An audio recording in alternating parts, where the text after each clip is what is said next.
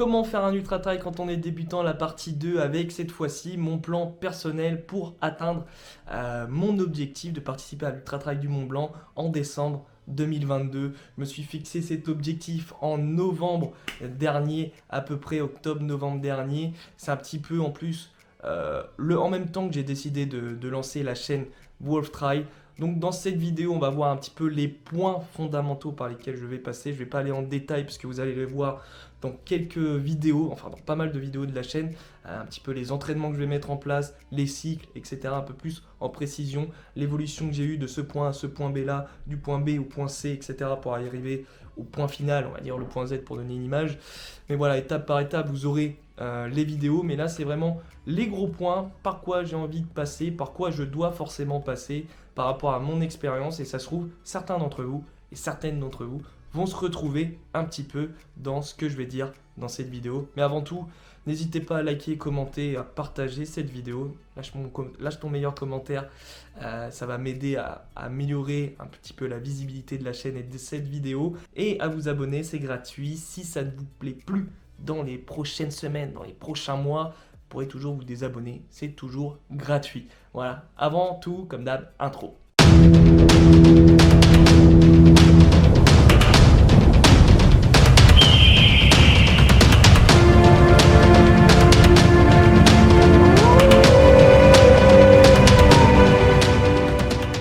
Ok, donc moi en fait si je me suis permis de me lancer dans un ultra trail, c'est que j'ai quand même une expérience en course à pied. Pour pas me répéter, je vais faire ça vite, moi je cours depuis 2016 et c'est vrai que je m'ennuyais un peu dans la course à pied. J'ai voulu me fixer un gros objectif, ce qui me permettrait en fait aussi dans l'idée de passer par des objectifs intermédiaires tout aussi motivants et enrichissants.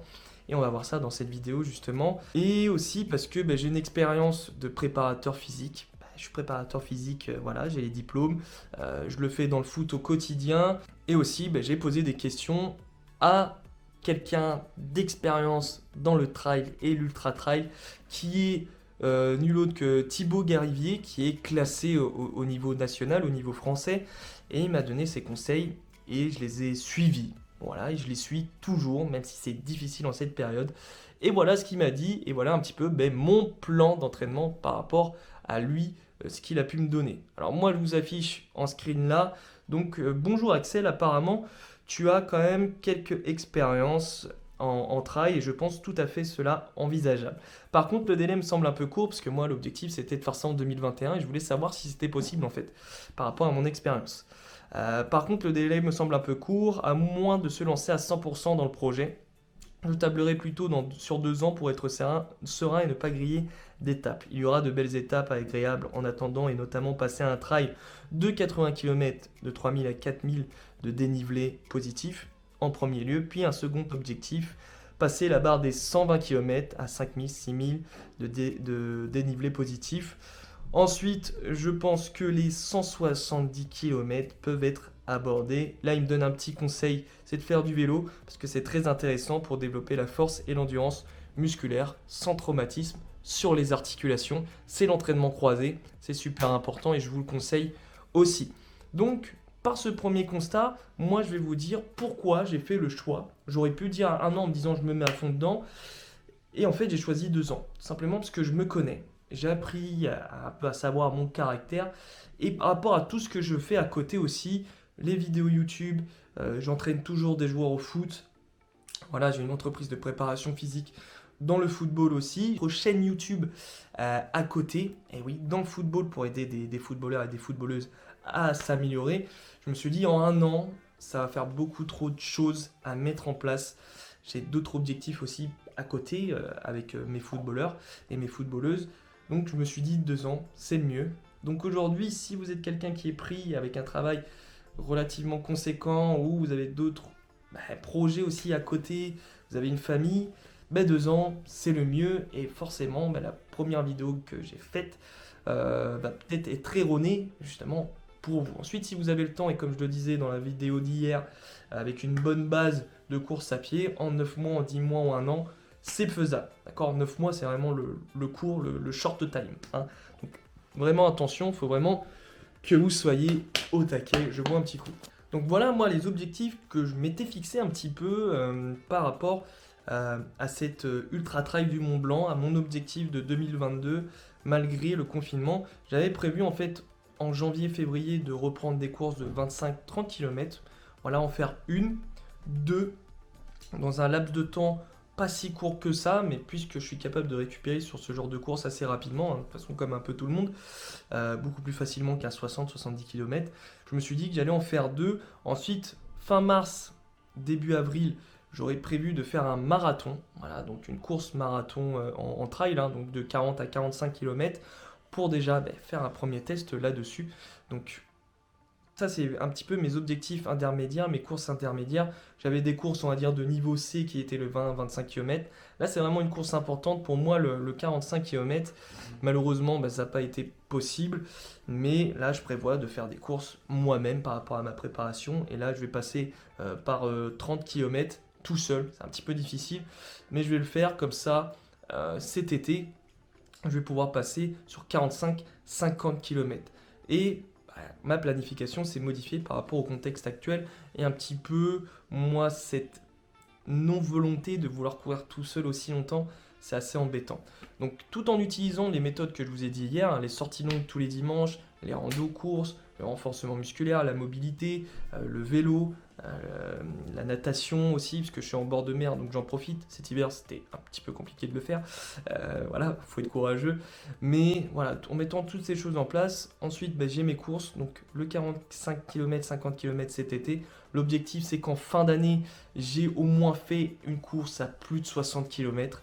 Comme ça, en début d'année prochaine, je pourrais attaquer un 80 km avec les dénivelés positifs qu'on m'a donné comme objectif et que je vais utiliser comme ça. Voilà, je vais pas faire la fine bouche, on m'a donné des conseils, je vais les utiliser pour faire un 120 km, on va dire, arriver en avril, pour ensuite, en effet, aborder un 170 km, ou en tout cas avoir un petit peu cette vision un peu plus claire en disant, j'ai pas réussi à faire 80, 120 ça va être dur, je vais devoir peut-être repousser le 170 km, ou peut-être pas devoir faire celui du Mont Blanc, ou le 120 km, mais en fait c'était dur. Donc là, il me reste un temps assez court. Je ne vais pas pouvoir faire un nouveau 120 km si je prévois vraiment de me lancer dans le 70.